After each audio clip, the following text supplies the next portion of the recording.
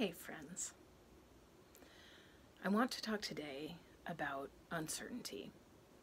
We're all experiencing unusual amounts of uncertainty through the course of the coronavirus crisis and the public health response to it.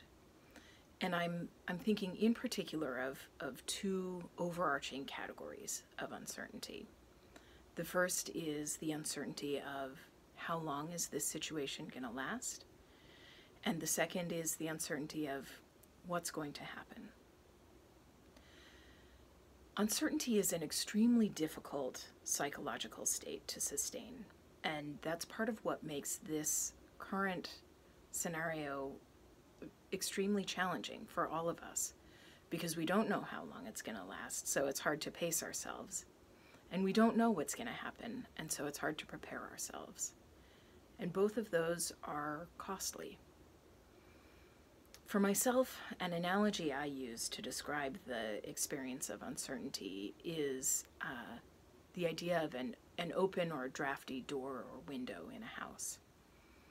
Imagine that it's winter, it's cold out, you have a good heating system so your house can be warm, but the uncertainty is like a window or a door thrown open. And so there's a constant draft. You might be able to keep the house warm, but it's going to cost you more. It's going to be a bigger drain on your heating system and on your financial system. And if it is too windy or too drafty, you might not even be able to keep your house warm. So when you think about yourself as the house, what are the resources that you're needing to expend to live in this state of uncertainty? It's highly uncomfortable, and it's a constant drain on all of our other resources. So, what do we do with that uncertainty? I don't call myself a Buddhist, but I lean pretty hard into Buddhist philosophy, and I have been working hard to stay open to uncertainty in life in general, and this time is certainly giving me a lot of opportunity to flex those muscles. I have two books to recommend on the topic. Both of them are by Buddhist Pema Chodron. The first is titled Comfortable with Uncertainty. Let's see, there we go. Comfortable with Uncertainty, obviously directly relevant to the current circumstance. And the second is titled The Places That Scare You, A Guide to Fearlessness in Difficult Times. Both of these are books worth reading. They cover similar ground, so I'm not sure that you need to read both of them, although if you find that one speaks to you, probably the other will as well. In my experience in the past of going through a difficult mental, emotional experience that is not, where the end is not identifiable and where the outcome is uncertain, I have found myself with the urge to do things that drive to a conclusion, even a negative conclusion. So an example that I'll use is a few years ago, I had a big long-term conflict with a very dear friend. And for many months, we were in very active conflict with each other, and it was really hard for us to find a comfortable way to connect and affirm our friendship. And I wanted to stay open to the possibility that we would resolve things, but in every moment there was an urge in myself to do a thing that would bring the situation to a close, that would bring it to a conclusion, even if that conclusion was a negative one and might mean the end of the friendship.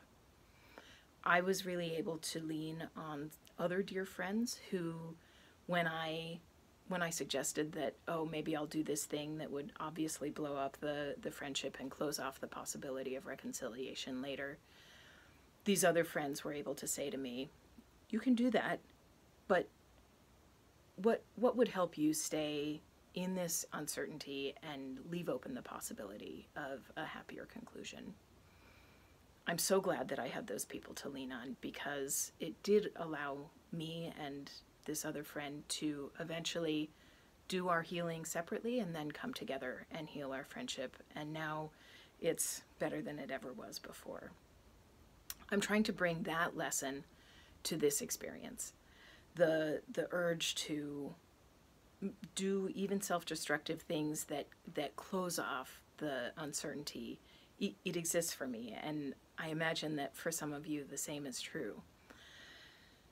And that can lead to self-destructive behaviors of all kinds, and that's a natural human urge.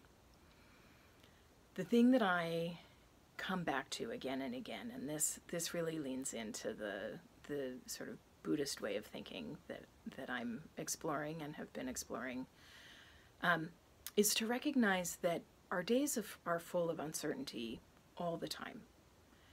We just, under normal circumstances, can sort of put that aside and ignore it and pretend that it's not the case. As any of us who have suffered surprising losses, though, know, that uncertainty is always there. We always don't know if we're going to see a friend or a loved one again. It just is much more in our faces right now because of the circumstances of the time. I am endeavoring to use that understanding and that knowledge to help me to connect with the gift of this uncertainty, and that is, again, what the Buddhists call the soft spot or the open wound. It's a door into the most vulnerable places in our hearts, and it helps me to appreciate the gifts that I have, the people that I have, and it helps me to appreciate the sweetness of every moment, even in the face of difficulty. Is this a way of thinking that speaks to you? What's helping you get through these uncertain times? I'd love to hear.